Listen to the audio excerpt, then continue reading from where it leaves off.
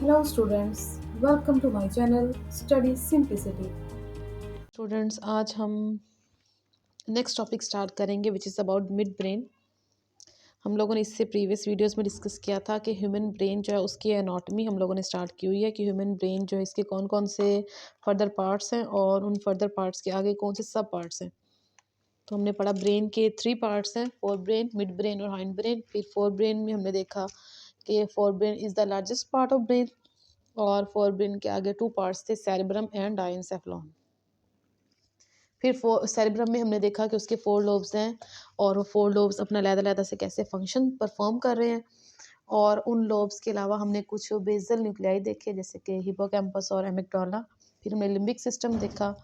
After that we discussed about diencephalon जिसके 3 further parts थे, thalamus, hypothalamus and pineal gland, या जिसे हम एपिथैलेमस भी कहते हैं। एपिथैलेमस के अंदर पीनियल ग्लैंड के अलावा और कुछ स्ट्रक्चर्स भी हैं, ठीक है। तो फिर हमने हाइपोथैलेमस और थैलेमस के डिटेल भी देखी कि हाइपोथैलेमस और थैलेमस कहाँ पे है, उनके क्या फंक्शंस हैं, सेरेब्रम कहाँ पे है, उसके कौन से फर्दर पार्ट्स हैं, सेरेब्रल हेमिस्फीयर्स क्या होते हैं, सेरेब्रल कॉर्टेक्स क्या होता है, और तमाम जितने भी स्ट्रक्चर्स हैं उनके फंक्शंस हम लोग डिस्कस कर चुके हैं प्रीवियस वीडियोस में। अगर आपने अभी तक नहीं देखी तो जाके उनको भी देखें, तो फिर नेक्स्ट चीज़ें ज़्यादा अच्छे से क्लैरिफाई हो जाएंगी। इसके अलावा ब्रेन के डायग्राम जो है ये भी अपलोड की जा चुकी है, तो आप ब्रेन के डायग्राम जो है उससे देख के उसकी भी प्रैक्टिस करें ताकि वो भी आपको अच्छे से क्लियर हो जाए। ओके, नेक्स्ट हम जो टॉपिक स्टार्ट करने जा रहे हैं that is about mid brain. Mid brain को हम लोगों ने जब ब्रेन वाला टॉपिक स्टार्ट किया था तो स्टार्ट में हमने डायग्राम में देखा था कि मिड ब्रेन बहुत ही छोटा सा पोर्शन है और ये कहाँ पे होता है। इसकी अगर हम लोकेशन की बात करें, it is present between fore brain and hind brain. Fore brain और हाइंड ब्रेन के दरमियान मौजूद होता है और उन दोनों को कनेक्ट करता है। अच्छा, फोर ब्रेन के तो फर्दर पार्ट्स थे, इस तरह हाइंड ब्रेन के भी फर्दर कुछ पार्ट्स हैं, लेकिन मिड ब्रेन के फर्दर कुछ पार्ट्स नहीं है। ये बहुत ही छोटा सा हिस्सा होता है और इसका जो काम है, इसकी लोकेशन तो हमने देख ली कि between the fore brain and hind brain होता है। तो अगर इसके फंक्शन की बात करें तो इसका जो हमारी बॉडी के अंदर फंक्शन है, ये क्या करता है, बहुत सारे बॉडी के अंदर ऑडिटरी रिफ्लेक्सेस ऑडिटरी रिफ्लेक्सेस और बॉडी पोस्चर इसको कंट्रोल करता है। ओके, तो मिड ब्रेन में इसका हमने फंक्शन पढ़ा कि ये हमारी बॉडी के अंदर ऑडिटरी रिफ्लेक्सेस को कंट्रोल करता है और साथ साथ बॉडी पोस्चर को। अब ऑडिटरी रिफ्लेक्स क्या होता है? ऑडिटरी यानी कि आवाज़ के मुतालिक बात हो रही है। ऑडिटरी रिफ्लेक्स का मतलब है movement of body due to sudden sound. Sudden sound का मतलब है अचानक किसी आवाज़ की वजह से बॉडी की मूवमेंट, ठीक है। अब उस वक्त क्या है कि हमारे बॉडी में ऐसा नहीं है कि नर्व इम्पल्स बहुत ही आहिस्ता आहिस्ता से ब्रेन तक मैसेज लेके जा रही है और जो है वो बहुत ही स्लो किस्म का ये प्रोसेस होगा। ऑडिटरी रिफ्लेक्स में जैसे कि कहीं पे पटाखा चला है तो पटाखा चलने से क्या होता है, हमारा फ़ौरन से उस सडन अचानक आने वाली आवाज़ की वजह से हमारी बॉडी की जो मूवमेंट है वो ऑडिटरी रिफ्लेक्स है। अच्छा, और अब विजुअल हमारे पास रिफ्लेक्स में क्या होता है, इसमें होता है trace the movement trace the movement of an object. यानी कि कई दफ़ा ऐसा होता है कि हम खड़े अपना कोई काम कर रहे हैं या हम मार्केट में जा रहे हैं, बाज़ार में जा रहे हैं और हमारे पास से कोई गाड़ी गुजरती है, तो उस वक्त हमारी बॉडी की जो मूवमेंट है वो विजुअल रिफ्लेक्स है, ठीक है। किसी भी ऑब्जेक्ट की वजह से जो मूवमेंट है उसे हम विजुअल रिफ्लेक्स कहते हैं। किताब पढ़ते वक्त हमारे जो हेड की मूवमेंट है वो भी विजुअल रिफ्लेक्स में आ जाएगी, आंखों की जो मूवमेंट है, ठीक है। तो ऑडिटरी रिफ्लेक्स के अंदर जो है मिड ब्रेन अपना रोल प्ले करता है। कैसे प्ले करता है कि बॉडी की कोई भी सडन आवाज़ की वजह से जो मूवमेंट है वो हमारी जो है मिड ब्रेन की वजह से आती है। इसके अलावा बॉडी का जो पोस्चर है बैलेंस मेंटेन करने के लिए, ठीक है, ये सारे का सारा बॉडी पोस्चर भी मेंटेन होता है due to the mid brain. इसके बाद हमारे पास जो ब्रेन है उसका जो लास्ट पार्ट है हाइंड ब्रेन, उसके बारे में हम डिस्कस कर लेते हैं। अब हाइंड ब्रेन जो है इसके फर्दर 3 पार्ट्स हैं, तो बारी बारी हम सबको डिस्कस करते हैं। तो सबसे पहला जो पार्ट है हाइंड ब्रेन का, हाइंड ब्रेन के कितने पार्ट्स हैं फर्दर? 3 पार्ट्स हैं जी हमारे पास। सबसे पहला कौन सा है हमारे पास? सबसे पहला हमारे पास हिस्सा जो दैट इज सेरिबेलम, फिर है पोन्स और लास्ट पे है मेड्यूला ऑब्लोंगेटा। अभी हमारे पास जो सेरिबेलम है, पोन्स है, ये मेड्यूला ऑब्लोंगेटा, ये तीनों फर्दर पार्ट्स हैं हाइंड ब्रेन के। और अगर फोर ब्रेन की कंपैरिजन में बात की जाए तो हाइंड ब्रेन का साइज़ फोर ब्रेन की कंपैरिजन में बहुत छोटा होता है, और जो फोर ब्रेन है वो largest part of the brain है। अब सेरिबेलम जो है, हम लोगों ने जो ब्रेन वेल डायग्राम की थी उसमें देखा था कि मेड्यूला और पोन्स के पीछे जो है वो एक स्ट्रक्चर होता है हमारे पास, जिसे हम सेरिबेलम कहते हैं। कुछ इस तरह का स्ट्रक्चर हमारे पास मौजूद होता है। फॉर एग्जांपल, ये अगर हमारे पास ब्रेन है, ये ब्रेन का सारा सेरिब्रम वाला एरिया है। इस नीचे यहाँ कहीं छोटा सा मिड ब्रेन नज़र आ रहा है।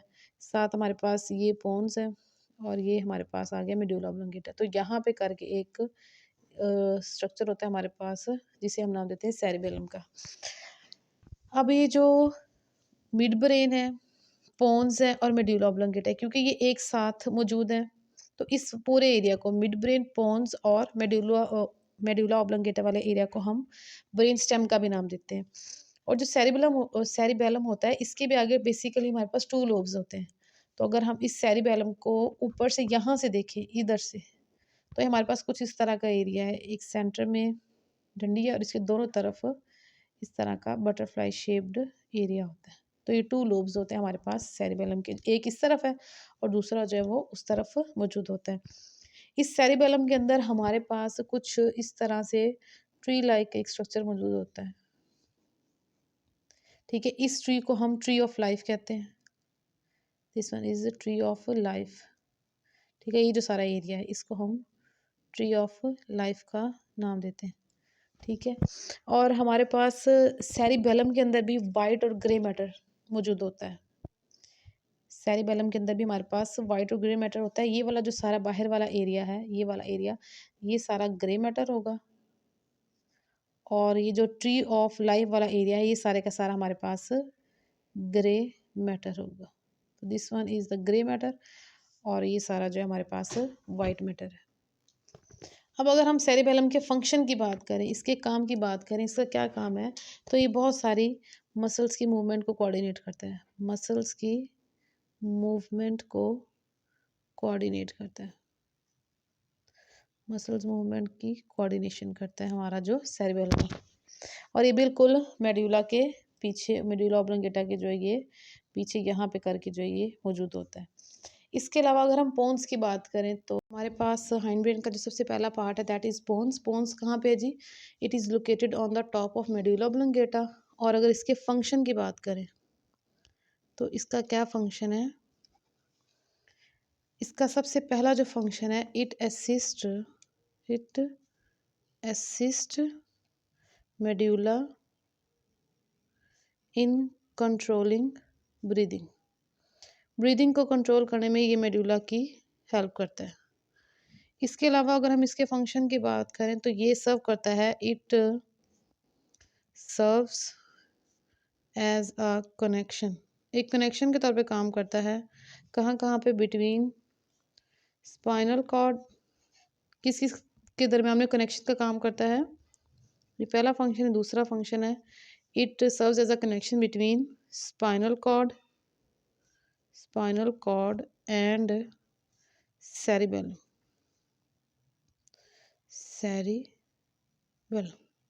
तो सेरिबेलम और स्पाइनल कॉर्ड के दरमियान में ये एक कनेक्शन का काम करता है। तो ये दोनों फंक्शंस हैं हमारे पास पोन्स के। अच्छा, पोन्स के बाद हमारे पास जो पार्ट है हाइंड ब्रेन का, दैट इज़ मेड्यूला ऑब्लोंगेटा।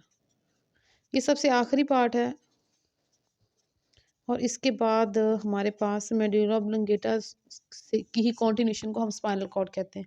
तो मेड्यूला ऑब्लोंगेटा जो है, इसका क्या काम है और ये कहाँ पे मौजूद होता है? अगर इसके फौरी बाद स्पाइनल कॉर्ड है तो हम कह सकते हैं it lies on the top of spinal cord. It lies on the top of spinal cord. Spinal cord के ऊपर होता है ये। और हम ये भी कह सकते हैं it is present beneath the pons. Pons के नीचे होता है और स्पाइनल कॉर्ड के ऊपर होता है। और ये क्या क्या कंट्रोल करता है, इसके यानी फंक्शंस क्या क्या हैं बॉडी के अंदर? ये बहुत सारे बॉडी फंक्शंस को कंट्रोल करता है, जैसे कि ये बहुत सारे रिफ्लेक्सेस को कंट्रोल करता है, जिनमें आ जाता है वॉमिटिंग, वॉमिटिंग को कंट्रोल करता है। ठीक है, फिर इसके अलावा ये कफिंग को कंट्रोल करता है, कफिंग के अलावा ये स्नीजिंग को कंट्रोल करता है, और स्नीजिंग इस तरह की सारी इन्फॉर्मेशन को कंट्रोल करता है। और ये क्या करता है, ये एक लिंक के तौर पे काम भी करता है। ये सारे काम तो करने के अलावा ये एक कनेक्शन का काम करता है। कनेक्शन किस किस के दरमियान में, connection between spinal cord and brain brain और स्पाइनल कॉर्ड के दरमियान जितना भी इंफॉर्मेशन का ट्रांसफ़र होना है वो मेडुला ऑब्लोंगेटा के ज़रिए से ट्रांसफ़र होगा। क्योंकि ये हमारे पास जो मेडुला ऑब्लोंगेटा है, ये जैसे ही नीचे की तरफ डिसेंड होता है, स्कल से बाहर आता है, तो इसको ही हम स्पाइनल कॉर्ड का नाम देते हैं। तो स्पाइनल कॉर्ड क्या है, कॉन्टिन्यूशन है मेडुला ऑब्लोंगेटा की। ठीक है, तो यहाँ तक हमारा टॉपिक क्लियर हो गया है। और इसके अलावा हमने एक टर्म पढ़ी थी, ब्रेन स्टेम। तो ब्रेन स्टेम क्या है जी, इसको दोबारा से एक दफ़ा रिवाइज कर लेते हैं। Mid brain, pons and medulla oblongata. This mid brain,